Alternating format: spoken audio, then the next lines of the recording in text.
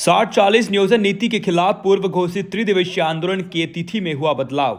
राज्य में लागू किया गया 60-40 हकमार नियोजन नीति के खिलाफ तथा खातियान आधारित नियोजन नीति की मांग को लेकर पिछले 3 महीनों से लगातार कई आंदोलनों को ऐतिहासिक सफल बनाने वाले झारखंड स्टेट स्टूडेंट यूनियन पूर्व घोषित 8, 9 एवं 10 अप्रैल के 3 दिवसीय कार्यक्रम को सर्वसहमति से बदलाव करते हुए 17, 18 और 19 अप्रैल का घोषणा किया। राज्य के झारखंडी छात्रों में इस हकमार नियोजन नीति के खिलाफ भारी नाराजगी है। झारखंड स्टेट स्टूडेंट यूनियन के द्वारा आज शुक्रवार को मीडिया कॉन्फ्रेंसिंग साझा करते हुए राज्य के माननीय शिक्षा मंत्री जगन्नाथ महतो जी के आकस्मिक निधन पर विनम्र श्रद्धांजलि अर्पित किया। इसे राज्य के लिए अपूर्ण क्षति बताया गया। दिवंगत मंत्री जी के सम्मान हेतु एवं राज्य के शोकाकुल विपरीत परिस्थिति में आंसू और आक्रोश को देखते हुए पूर्व घोषित 3 दिवसीय महाआंदोलन 8, 9 एवं 10 अप्रैल 2023 की तिथि में बड़ा बदलाव किया गया है। इस महाआंदोलन के निम्न स्वरूप का घोषणा किया गया है। 17 अप्रैल 2023 सोमवार को मोराबादी मैदान से अधिकार मार्च करते हुए मुख्यमंत्री आवास घेराव।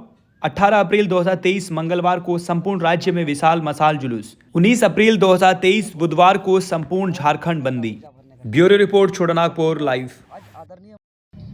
जगन्नाथ दा 1932 के सबसे बड़े समर्थक थे। वो कहते थे कि सिर्फ 1932 ही लागू होगा। सरकार में भी एक अकेला मंत्री थे जो लगातार आवाज़ उठा रहे थे। क्या लगता है कि उनके चले जाने से अब वो सपना कहीं कमज़ोर सा पड़ जाए? नहीं, ये उनका सपना और मजबूत होगा, क्योंकि अब जो आदरणीय हमारे वीर माटी पुत्र जगन्नाथ महतो का जो सपना था वो अब हमारे दिलों में, हमारे रगों में और ज़्यादा ऊर्जा भरने का काम कर रहा है। और हम लोग आज आदरणीय मुख्यमंत्री महोदय को भी विनम्र निवेदन करेंगे, क्योंकि उनके सम्मान पे 2 दिन का राजकीय शोक का आह्वान किए हैं और पूरे राज्य के तमाम सरकारी दफ्तर बंद है 2 दिन। तो इनका सच्ची श्रद्धांजलि तभी होगी जो जिसका सबसे बड़े समर्थक और सबसे बड़े चाहता थे 1932 के आधारित खतियान का आधारित स्थानीय नीति और नियोजन नीति। तो उनका आत्मा को तभी शांति मिलेगी, उसे सच्ची श्रद्धांजलि तभी मिलेगी जब उसके मांगों को पूरा किया जाएगा। और एक बात है कि हम लोग का जो कार्यक्रम था, हम लोग का निर्धारित था कि कल यानी 6 अप्रैल को हम लोग सूचना भी देने वाले थे प्रशासन को 8, 9 और 10 तारीख का। जो राष्ट्रीय शोक के कारण पूरे सरकारी दफ्तर बंद होने के कारण हम लोग नहीं दे पाए। तो हम लोग चूँकि संविधान को भी मानते हैं, कानून को भी मानते हैं, तो 8 और 9 और 10 का कार्यक्रम को हम लोग प्रशासन को भी सूचना नहीं कर पाए हैं। तो बिना परमिशन का पूरे छात्रों का बुलाकर कार्यक्रम करना भी एक गैरकानूनी होगा।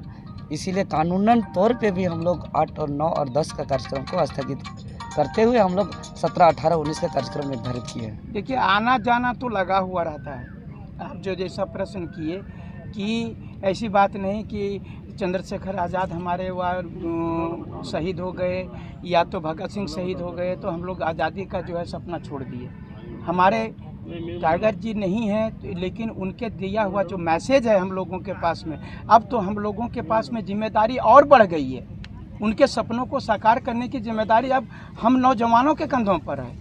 इसलिए हम लोग जो है उनको श्रद्धांजलि अर्पित करते हुए वो जो सपना देखे थे हम लोग उस सपने को साकार करेंगे और 1932 के खतियान को लागू करवाएंगे। ये अब हमारी जिम्मेदारी है।